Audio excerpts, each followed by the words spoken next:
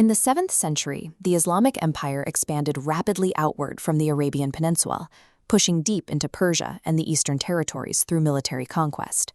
But this raises an intriguing historical problem. What happens to a belief system when the very civilization that first introduced it to the world begins to erode it from the inside out? Warning about a coming crisis among the original Arab keepers of the faith. The text states that this ruin is triggered by internal corruption, falling upon them only upon a change in your religion and corruption from yourselves.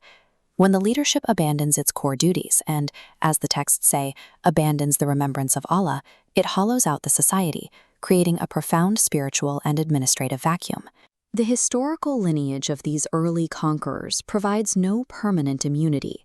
Protection is entirely conditional on maintaining the truth of the system they were supposed to guard. Eventually, that corrupt system begins to feed on itself. The prophecies describe a phase where the leadership fiercely competes for shrinking resources, killing their own victims in the process. Right as this internal violence reaches its peak, the texts state that an external intervention is triggered by divine will. God will send peoples from the east, specifically the non-Arabs, or Al-Ajim, sweeping in to systematically dismantle the broken order. The historical sources describe their arrival with the ferocity of lions that spare nothing and leave nothing behind. When a system rots deeply enough from the inside, it actively invites a rapid, overwhelming force to replace it. This new force completely overtakes the old guard, physically striking down the oppressors and inheriting their accumulated properties and spoils. The Hadiths record a specific timeline for this transition, detailing how long this new rule is expected to last. The ratio provided in the text shows that for every 1 year of oppression, the new administration will possess 2. This duration continues to double. Where there were 2 years of the old order, there are now 4 for the new. The time granted to the initial, corrupt state is strictly borrowed and finite. The replacement rule is described as being built to outlast it. There is an exact symmetry to how this conflict unfolds, which Ali defines in a separate account, known as Hadith 302. The original expansion carried the faith outward from Arabia into the east.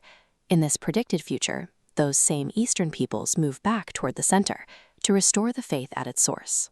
Ali makes it clear that this counterstrike is not an invasion for land or wealth. He quotes the prophet directly, "They will strike you for the religion returning to it, just as you struck them for it in the beginning." This is a restoration of the original balance, ensuring the religion returns to those who will uphold it. The outcome of this upheaval is not continued warfare, but a return to education and study. The final vision detailed in these hadiths takes place right here, in the sunlit courtyard of the great mosque of Kufa, after the conflict ends. Ali describes looking into the future and seeing these non-Arab believers setting up tents directly inside the mosque's perimeter to educate the local population. Inside these tents, they are teaching the original text of the Quran, free from the distortions introduced by previous leaders. The Hadith uses the phrase, "teaching the people the Quran just as it was revealed." The entire movement culminates in the restoration of the book to its pure state. It shows that the preservation of truth isn't permanently tied to any specific lineage or geography. When those original guardians fail in their core duty, the truth finds new hands to carry it forward.